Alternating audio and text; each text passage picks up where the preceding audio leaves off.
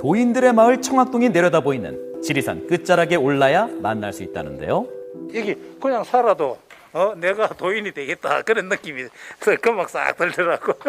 아니, 도사님이 사시는 곳처럼 뭔가 좀 신령스러운 기운 그런 걸 좀 느낄 수 있었던 것 같습니다. 무려 해발 900m 지리산 자락을 타고 내려오다 보면 단풍 사이에 파묻힌 기묘한 공간이 모습을 드러냅니다. 대체 어디가 그림이고 어디가 풍경인지 해발 900m라는 엄청난 고지도 속에 숨어있던 또 다른 세계와 만날 수 있었는데요. 마치 외부인의 출입을 경계하는 듯 높게 쌓아놓은 돌탑의 담장들, 그리고 그 사이사이에는 더 놀랍게도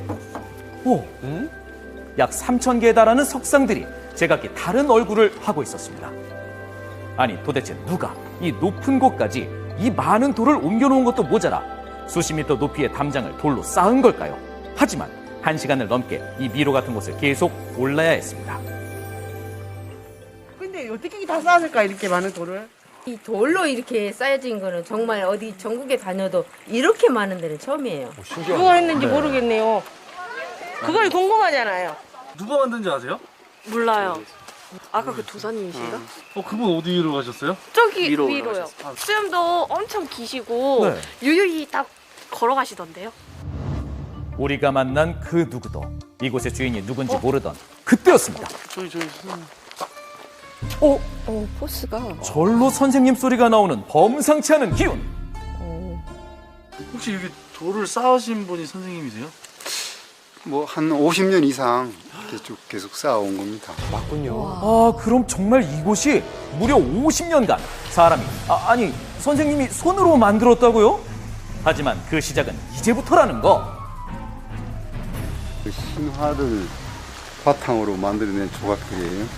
아, 쌓은 돌탑은 정말 시작에 불과했습니다. 조각은 물론이거니와 길을 닦고 돌을 쌓아 대지 위에 또 다른 공간을 만들어낸 건데요. 정말 대단하네요. 돌로 두 개를 이렇게 받쳐서 접착제를 쓰지 않고 중력만 이용해서 이렇게 만들어낸 거죠. 그런데 받침대로 쓰이는 작은 크기의 돌들은 100번 양보해서 50년 세월 쌓을 수 있다지만, 아니 대체 그 위에 웅장한 이 거대한 바위들은 어디서 구하고 또 어떻게 옮긴다는 걸까요? 꽃갱이로 하나하나 파서 이게 흙을 파내고 그걸 낮추면 이렇게 돌의 형상들이 또 올라가는 거죠. 여기서 판 돌은 저렇게 돌탑을 쌓고 큰 돌들은 이렇게 내가 표현하고 싶은데 표현을 할 수가 있어요. 화전민들이 살다 떠난 텅 빈 부지를 하나둘 사들여 약 130만 평이 됐다고 합니다.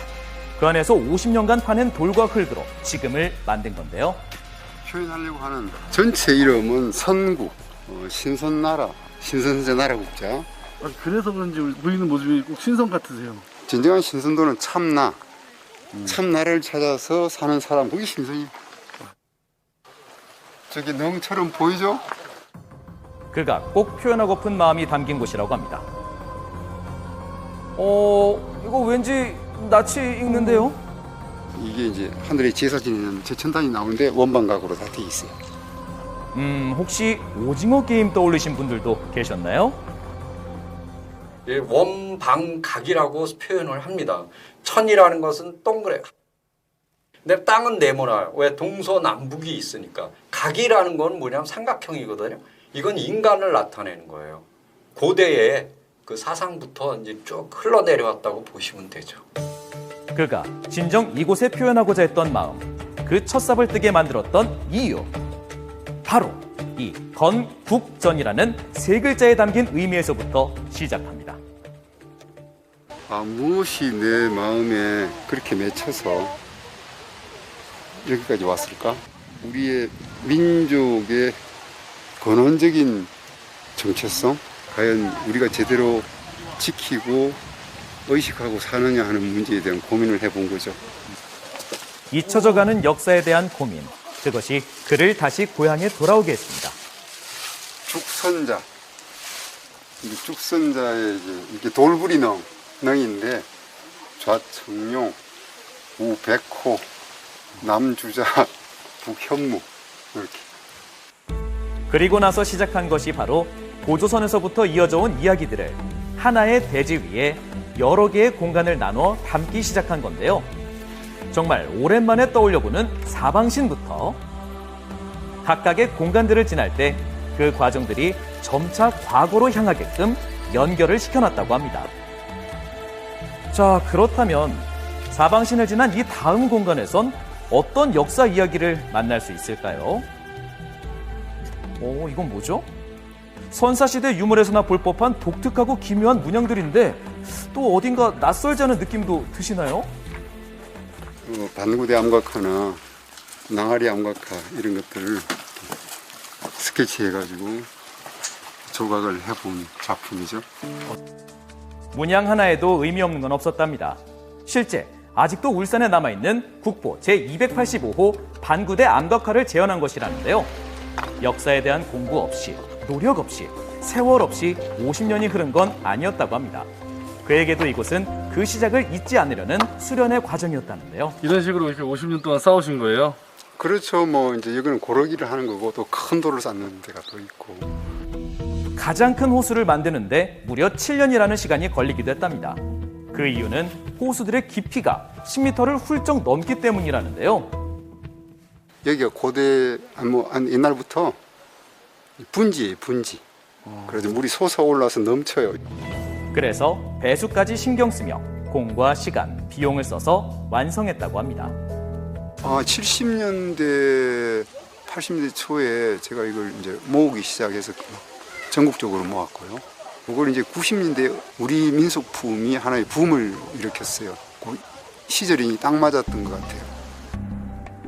공간을 만드느라 재정 상황이 좋지 않을 때도 다시 이 일을 시작할 수 있게 해줬던 것이 고향에서 모아둔 이 맷돌 덕이었다는데요.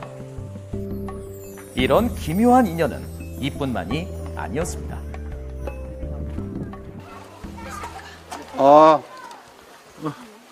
언제 오셨어? 잘 다녔습니다. 아내와의 만남이 그런 인연이었습니다. 그래서 국립무용단에서 열심히 춤을 추다가 자유로움을 찾다 보니까 여기까지 오게 된 거죠. 한국 무용을 전공한 아내가 지금의 남편을 만나 부부의 연을 맺게 된 것도 바로 이곳에서 그가 제사를 지내던 날 보게 된 이 모습 때문이었다는데요.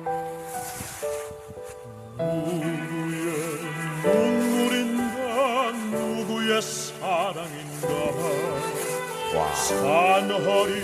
우리 내 신념, 내 의지 하나가 여기까지 왔는데 지금 돌이켜 생각해 보면 한 길을 제대로 온 것 같아. 후회하지 않고. 그에게 역사란 삶 그 자체였으니까 오늘 우린 그를 통해서 역사를 되돌아볼 수 있지 않았을까요?